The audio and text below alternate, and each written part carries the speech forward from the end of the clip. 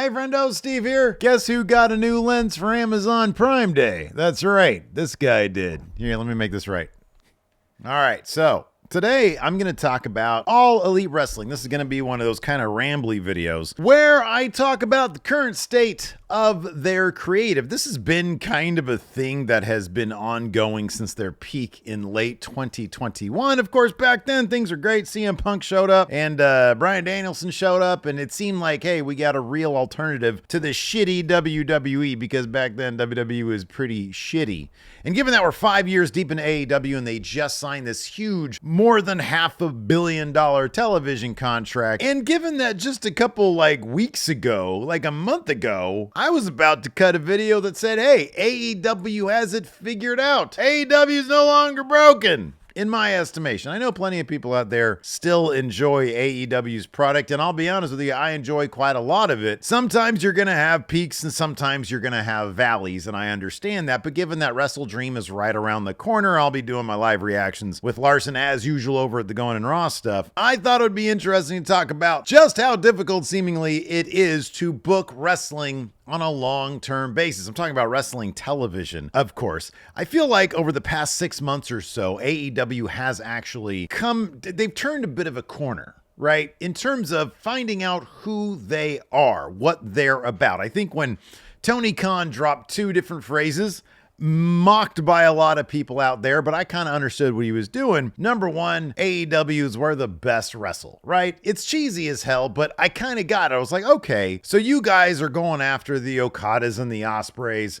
You're going to build up the Takeshitas, et cetera, and this is going to be the place where the in-ring product kind of informs the outside the ring product. And one thing I noticed back then as well, given that kind of recently there was a debate online over why AEW doesn't really use, for example, Danhausen in their programming much anymore, or kind of at all anymore. It's because he has more in common than with the Dark Order than with a Will Ospreay. The guy's okay in the ring, but that's not his thing. His thing is he's basically the wrestling's version of Sven Gulli, if you guys know who that is. He's sort of a kitsch, horror light type character who you can use in a comedic way. But beyond that, it's not like you're going to be getting, the big Meltzer 5-star matches out of the guy. And I think that's by and large the reason why he's not being used. I know there's some speculation that his friendship with CM Punk might be an issue too, but I don't know. I kind of feel like that's a bit blown out of proportion. The bottom line is if the guy could perform in the ring on the same level as the Swerves and the Hangmans and the Takeshitas, then I think none of that shit would matter. And I think it was around that time, or a little bit before that, then I was like, you know what? I get it. AEW is doing the wrestle stuff, but they are still going to inject the character and story. Just the ratio is going to be a little bit different. The ingredients are going to be the same as WWE, but the ratio is going to be a little bit different. It's going to be a different meal, but largely with the same stuff, right? Just prepared in a different way. And that's where my food analogy comes to an end. And then All In happened, and I was like, oh, wow, they totally got it. This is actually really good. You had the great moment where Swerve, after a pretty decent title run, dropped the title to Bryan Danielson. I got to go get my dog. And then, of course, at All Out, you had that amazing blow-off match between Hangman Adam Page and Swerve Strickland, which had everybody talking. And it honestly, for my money, that's probably feud of the year at this point, or feud of the last couple of years, because it's been sort of off and on, and it's been really, really good stuff. And it's like, okay, I get it. And then they had a tease of Konosuke Takeshita taking on Okada. It's like, okay, fine, they're going to make this guy. I kind of appreciate some of the stuff they were doing with Jack Perry. They were running away, I think, a little bit from the whole new elite Young Bucks type thing that they were trying to do for a while up until Blood and Guts. And then after All Out, it was just sort of like, what are we going to do now? It seemed like they had kind of a plan in place. Darby Allin had the #1 contendership for the world title, which he was supposed to get the title shot at Grand Slam, and instead they went with this weird Nigel McGuinness story, which I understand they go back a long ways, but him just sort of saying, hey, Danielson, are you going to show up at Grand Slam or aren't you, was a weird way to go about the actual title match, like the build to the actual match on television. And it was like, okay, and then Mox showed up and he starts teasing some big thing, which at this point has kind of been built up in a big major way, and if it's not Shane McMahon, I don't know what what they're going to bust out with. I don't know who's going to be behind this whole thing. So I don't know what to expect. On top of that, you got Bryan Danielson saying, if I lose this title, it's the end of my full-time career. Which, what exactly does that mean? Is he still going to be showing up on pay-per-views? And that aspect of it is kind of distracting from the central story of Mox and what he's doing. If you look at the actual card for WrestleDream 2, look, as usual, the matches all seem to line up in terms of like, hey, this is going to be pretty good. There's a lot of good matches on this card. But there's a lot of stuff that's literally only been established this week and last week. For example, Darby Allin. He had his shot taken away from him at Grand Slam against Mox. And so now they fabricate this very, very thin story where Brody King attacks him because he thinks Darby Allin is taking his spot as face of the company for granted.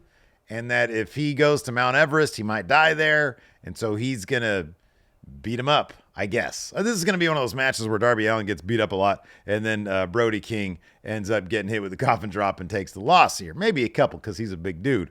But that match literally was only set on Dynamite this week. Another question. Chris Statlander's been set up as a wonderful heel. Now she's fighting Mercedes Moné, so she's a good guy? Why did her and Stokely Hathaway break up? I don't recall any discord between the two of them. They seem to be getting on just fine, but they moved on from each other. So I kind of don't get that either. Takeshita was feuding or teasing a feud with Okada, and I was like, oh man, Takeshita's going to be the guy to take down Okada. That actually is really cool. And that match, oh my God, that's going to be so good. But now he's just moved on to Will Ospreay and there's the Callis family thing. It seems certainly, and hey, Triple H and WWE is no stranger to changing plans, but it seems like wholesale, a lot of AEW's plans and characters have just sort of changed between All Out and WrestleDream.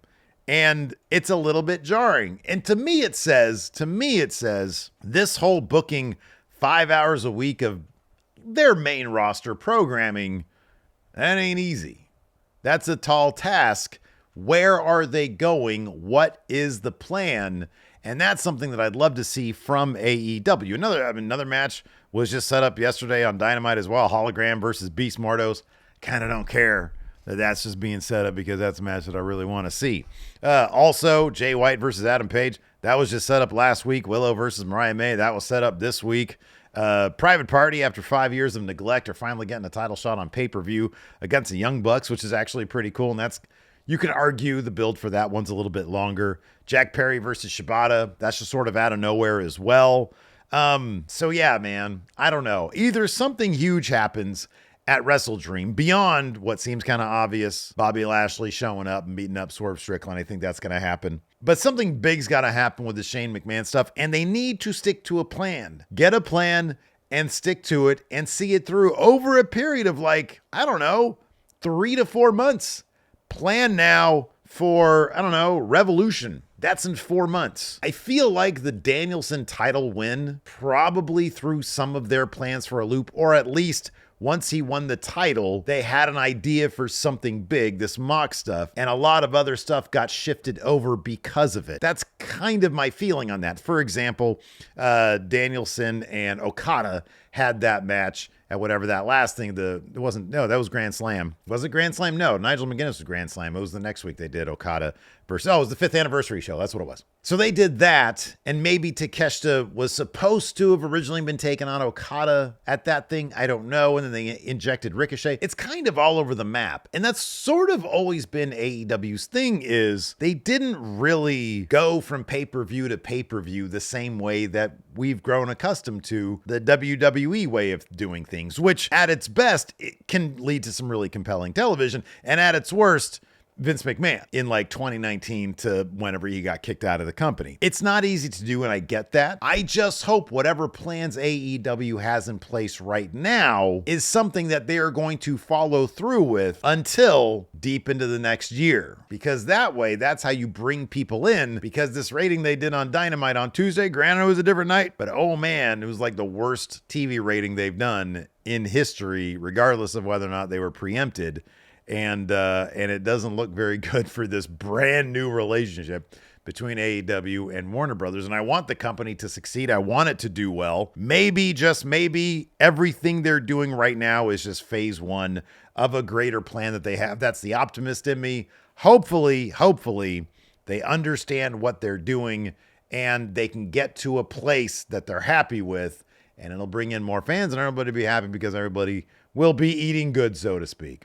Anyways, that's my little rant. Honestly, I just wanted to use this new lens that I got. Look at this. You can see the whole damn office. Look at that. I should be skateboarding, right? It's like one of them skateboarding videos.